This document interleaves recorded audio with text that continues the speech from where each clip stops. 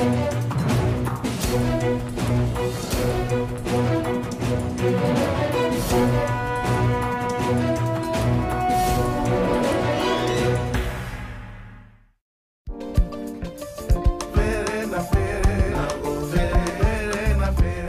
and welcome to this special edition Mali from north to south. Our trip begins in Gao, city of the north, taken back from the jihadists in January. The fighters are gone, but in town, the finger is pointed at those who collaborated and today are going about their daily lives same as before. Forgive or punish? That's just one of the questions that the citizens of this city are asking themselves. A multi-ethnic city where old rivalries have been laid bare by the crisis. We're going to be talking reconciliation. We're also going to be talking geostrategy. How long will French, African, and perhaps tomorrow UN forces be staying? Paris knows it's going to be long. It's no longer talking about a retreat, but instead a gradual drawdown. Even though, from the beginning, President François Hollande insisted his forces do not have the vocation to stay forever in this former French colony. A hero's welcome as the French army heads north. The date is January the 18th, 1 week after the Malian president's formal call for help to stop a fresh jihadist offensive on the south. This afternoon, the armed French forces have brought their support to the Malian units to fight against these terrorist elements.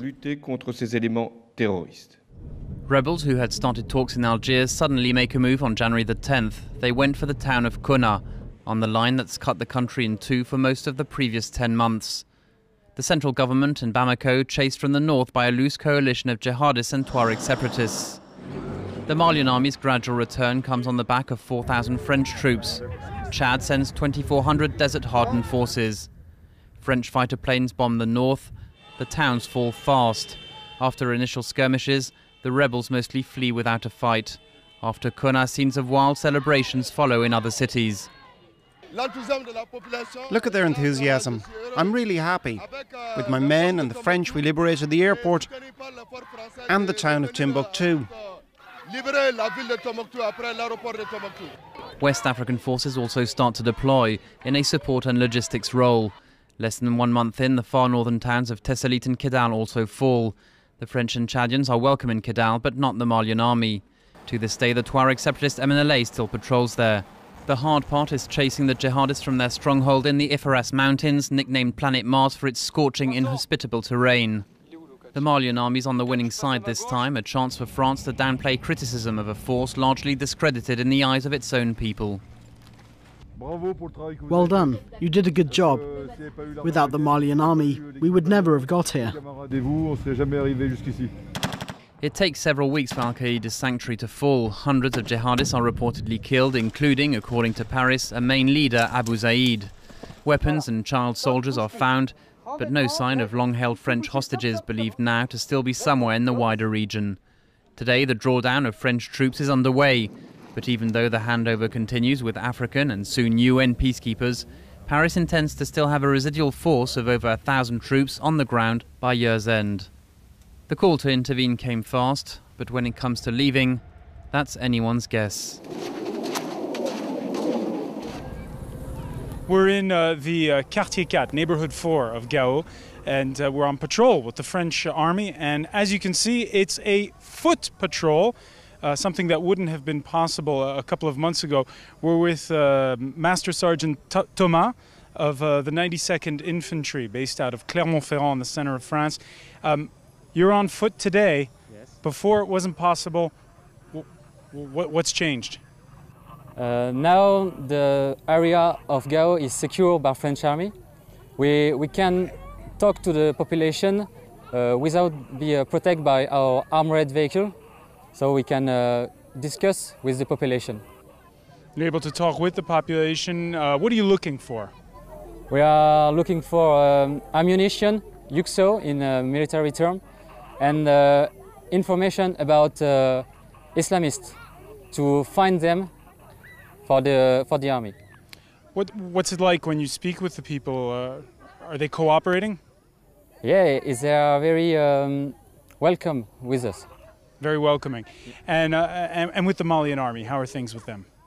We are like we work in parallel together to secure to protect the population. We work in cooperation. All right. So you're saying that now it's safer. Does that mean your presence is no longer needed at this point? I don't say that. We are here. It's secure. We don't know what happens if we are not here. We help the Malian army to develop its capacity to secure its own territory. We are waiting. The MISMA and the Malian army are capable to secure its own territory. The Malian army? It's returning home from patrol. Morale is definitely back on the uptick. But what happens when foreign forces draw down? Major Colonel Didier Deco, head of operations in Gao. We are ready to work on our own at this point already. Even if the French forces or the Malian or the MISMA forces leave today, we have the obligation to work for the government of Mali. We are You'd have to make do if the French and the other foreign forces leave. You're going to have to step in anyways. We have to step in anyway. We don't have the choice. So whatever is the situation, we have to stay here. We have to take this situation and we have to work on it. And also there is one point. The enemy is no longer as big as it used to be in the past months, or let's say in the past weeks.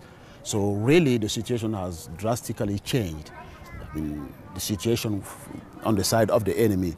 So I don't really think that it's going to be a very big deal for the Malian army to deal with the rest of the situation. Anyway. Everywhere in Mali, because there are places, most notably in the far north, where your troops are not always welcome. Yeah, we know that our troops are not welcome there at the present time, but we are going to be there. There's no way doing that. This is any place in this country which is the part of the Malian territory, the Malian armed forces are going to be there. There's no way. But that will take some political steps before we go.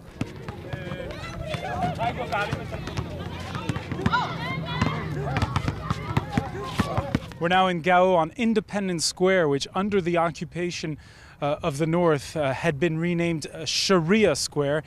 Yes, it's here where sometimes they took people to be whipped and even to have their hands cut. Today, as you can see, well, life's back to normal. It's basketball practice, boys and girls together playing.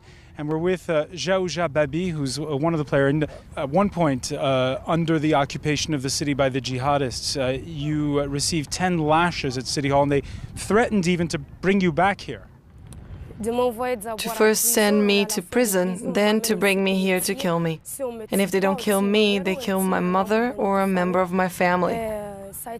It was really harsh. I never experienced anything like that, and I never thought Muslims would dare to do such a thing. And if you ask me, I say those aren't Muslims. They're just people who want to win over the place. Nothing else. So this is sweet revenge. This was Sharia Square, and now here you are playing basketball. That's right. Best of luck to you, Jaouja Babi, both with the basketball and with your studies. As you can see, life getting back to normal, but it is a relative concept. Many people have still not returned. The banks have not reopened. That's important. It means that people aren't getting their remittances. That's wire transfers from relatives abroad. It also means that civil servants have not returned to the city for the most part because, well, they can't get their salaries here. More generally, though, there's the feeling that Gao and its surroundings are not quite yet safe. We're sitting in the courtyard of the police station, the abandoned police station of Gao, in the company of the mayor, Sadouash Diallo. Thank you for having us. Thank you as well to Ousmane Dada Maïga, who is the spokesperson for all the various youth movements of the city of Gao. This police station bears the hallmarks of what was the aftershock of the fight with the jihadists. They'd been chased from the city, but in February, a pocket of them held at bay for the entire day the Malian army. And the question begs, Mr. Mayor, how long will French forces have to stay? I don't think France should intervene rapidly, liberate us, and then go home. If France liberates us, then France should stay until we have an army worthy of its name that can replace the French army.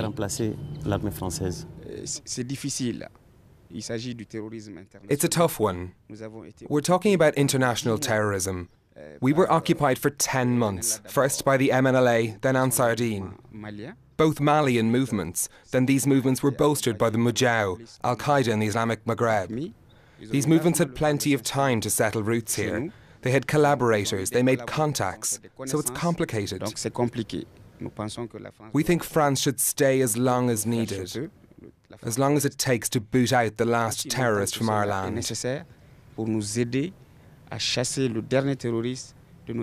Is it a question of months, years, decades? I think it'll be the work of many years. 2 decades, because it can't be fixed in a day or two. We saw on January 26th when we were liberated. We shouted, we cheered, we thought it was over. But then afterwards, despite the French presence, despite the presence of the African forces of MISMA, despite the presence of the Malian army, we witnessed several infiltrations by jihadists here inside the city. So we think France should continue its work to help us root out, as I said, the last terrorist from our land. The jihadists are gone, but has their ideology been defeated? Naturally, because they had time. They had time, 10 months, 11 months, to terrorize the population. They had time. But even before the conflict, they had accomplices, because when they arrived here, they were applauded by a certain number of people.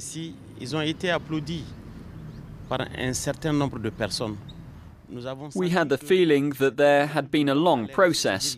Years ago, they started placing their lobbyists here, and there's an Islamist sect called the Wahhabis that settled in the northern part of Mali 25 years ago. We realized that they were their agents. So they had their lobby here, which were the Islamists. So they turned to the young students of these sects, and it was they, Malian citizens, and they're still here. Ousmane Maïga, many of those militants are young. Where have they gone? And where, for example, are the women they married? The last we heard was that some of the women were here. And do you accept them, or are they ostracized? Well, let's not forget that they are our sisters. In some cases, these were forced marriages. In some cases, they were forced to marry the jihadists. For sure, there are cases where they married of their own free will. But what can you do? We're forced to make do with it in the name of reconciliation. So in other words, it's a question of forgiving those women. Forgiveness, a big issue. So is reconciliation. It's not just about ideology. Gao is a city where different peoples have lived together for centuries. And after all that's happened, the question is, can they get along once again? It's a report by Willy Bracciano. Ben Ahmed Majoub's chosen to stay in Gao. Over the course of a year, the town was first held by the MNLA, then by Islamist groups Mujao and Al-Qaeda in the Islamic Maghreb. Many Arabs and Tuaregs have now fled, accused by locals of supporting jihad. You see that house there? It belongs to Arabs, but they're not there. This one also belongs to Arabs. The big house next to it is also an Arab home. None of them are there anymore. They all fear for their lives. Majoub refused to collaborate with Islamists. The stance earned him the respect of fellow residents. The 55-year-old businessman was born in Gao. His neighbours belonged to all ethnic groups. During the occupation, black Malians suffered the harshest treatment. Today, they demand that justice be done. There are even black-skinned people who join Mujao. But we cannot forgive those people. We cannot forgive them. We're simply going to hand them over to the authorities. This man too seeks redress.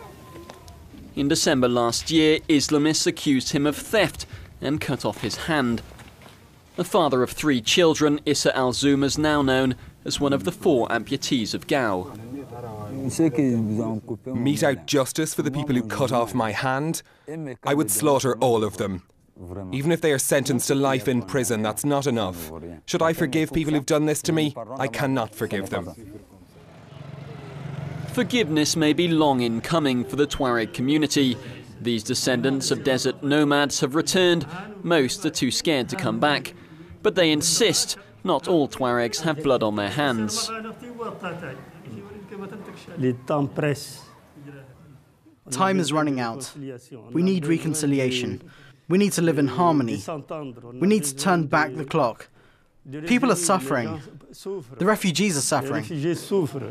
Life has returned to the streets of Gao since its liberation 3 months ago.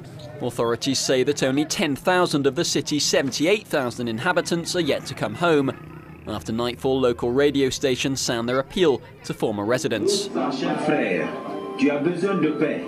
Tes amis, ta maman, ton papa, ta sœur, ton frère, tout le monde en a besoin.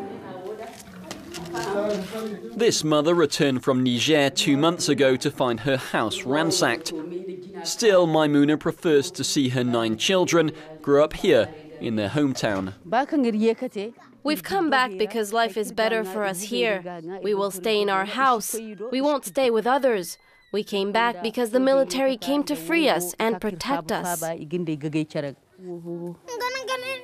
Maimouna's back home and back to work. But she says that forgiveness and reconciliation will have to wait. As you can see in that report, reconciliation between Northerners is no easy feat. But there's another aspect, reunification with the rest of the country. On that point, the people here feel as though the authorities in Bamako are far from being in any fit state for a proper handover. Stay with us because in part 2, we're going to be going to the Malian capital. We'll be back in just a few minutes right here on France 24.